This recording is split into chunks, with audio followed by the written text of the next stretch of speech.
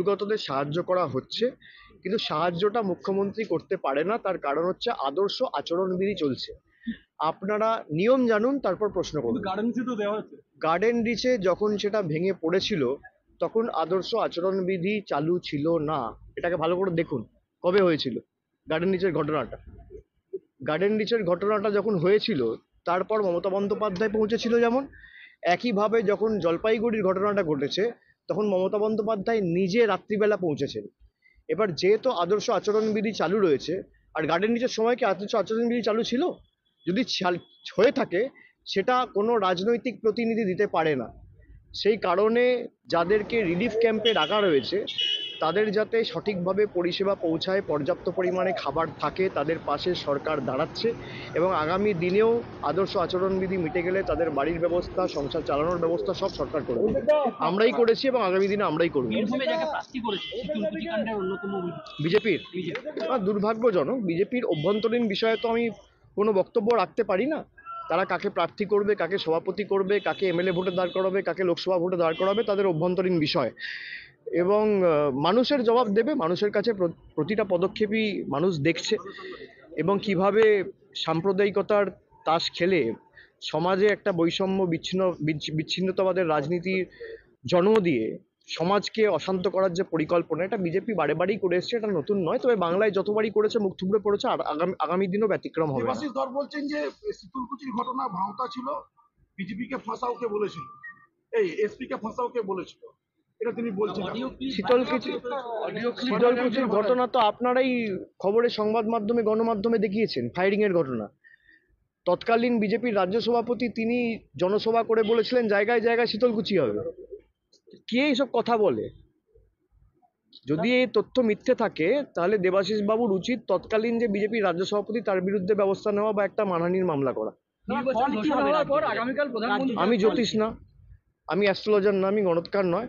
তবে আমি বারবার যেটা বলেছি যে তৃণমূলের যা ফল 2019-এ ছিল তার থেকে অনেক ভালো হবে।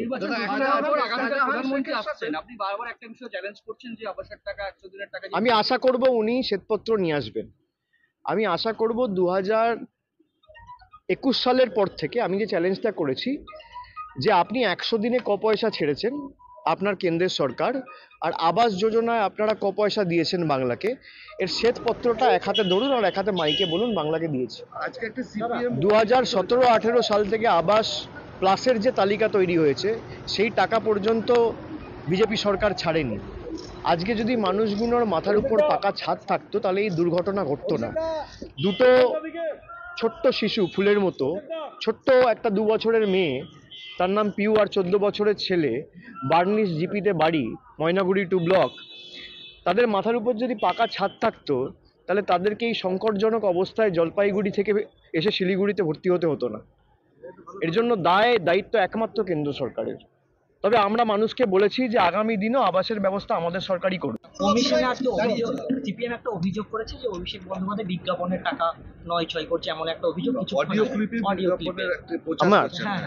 তাহলে আমার বিরুদ্ধে কমপ্লেন করুক, তার তদন্ত হোক। যদি নির্বাচন কমিশনে গিয়ে থাকে নির্বাচন কমিশন তদন্ত করবে, আমি তো নির্বাচন কমিশন নই। এবং তাদের যদি মনে হয় আমি কোনো রকম কোনো টাকা নয় ছয় করেছি, তাদের আইনি পদক্ষেপ নেওয়া উচিত এবং হাইকোর্টেও মামলা করা উচিত। মাদক যোগের একটা তত্ত্ব উঠে আসছে, বলবেন? শুনুন, মাদক পাচারকারীতে যারা অভিযুক্ত তাদেরকে বিজেপি টিকিট দিয়েছে। আগে প্রশ্ন করুন আপনি দিলীপ ঘোষ, সুকান্ত মজুমদার, শুভেন্দু অধিকারীকে।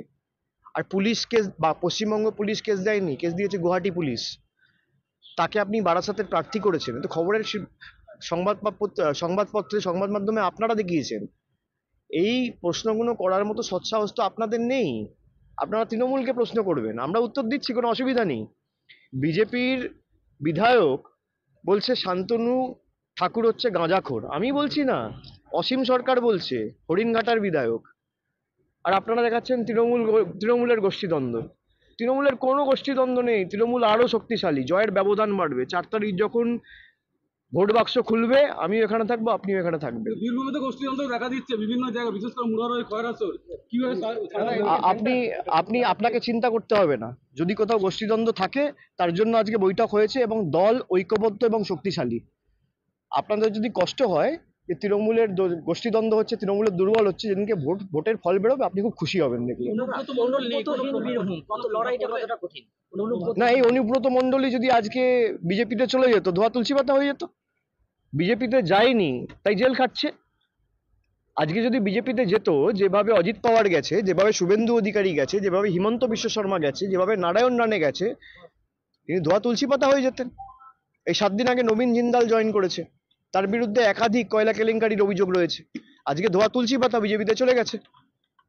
যাদেরকে প্রকাশ্যে টিভির ক্যামেরায় নির্লজ্জের মতো টাকা নিতে দেখা গেছে, তারা বিজেপিতে চলে গেছে ধোয়া তুলসী পাতা।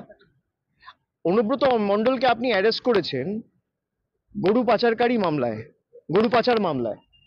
আপনি দেখুন, এখানে 10 দিন আগেও মেমারিতে ইউপি বিহার থেকে গরু আসছিল, পশ্চিমবঙ্গ পুলিশ ধরেছে। পশ্চিমবঙ্গ পুলিশ ধরেছে। আপনি হাইকোর্টে যান, যদি একটা বিজেপির লোককে সামান করে, হাইকোর্ট স্টে করে দেবে। বিহারের মুখ্যমন্ত্রীকে, ইউপির মুখ্যমন্ত্রীকে, তৃণমূলের কোনো প্রতিনিধি তো বিহারে নেই, তৃণমূলের কোনো প্রতিনিধি তো ইউপি সরকারে নেই। একদিকে যোগী আদিত্যনাথ, একদিকে নীতিশ কুমার, দুটোই বিজেপির মুখ্যমন্ত্রী, একটা শরিক সরকার, একটা নিজেদের সরকার। সেখান থেকে গরু আসছে, পূর্ব বর্ধমান জেলার মেমারি পুলিশ স্টেশন অ্যারেস্ট করেছে। তা 14 মাস, 18 মাস, 20 মাস অনুব্রত মণ্ডল জেলে, তারপরেও গরু পাচার হচ্ছে, আর আসছে বিহার থেকে, উত্তরপ্রদেশ থেকে। আপনি কটা সামান ইস্যু করে উত্তরপ্রদেশের যোগী আদিত্যনাথকে ডেকে পাঠিয়েছেন বা নীতিশ কুমারকে ডেকে পাঠিয়েছেন? পাঠাননি। এটাই হচ্ছে বিজেপির ওয়াশিং মেশিন। মানুষ দেখছে এবং ভোটে আগামী দিন মানুষ জবাব দেবে। এই কারণেই মানুষ সব থেকে বেশি শক্তিশালী একটা গণতন্ত্রে।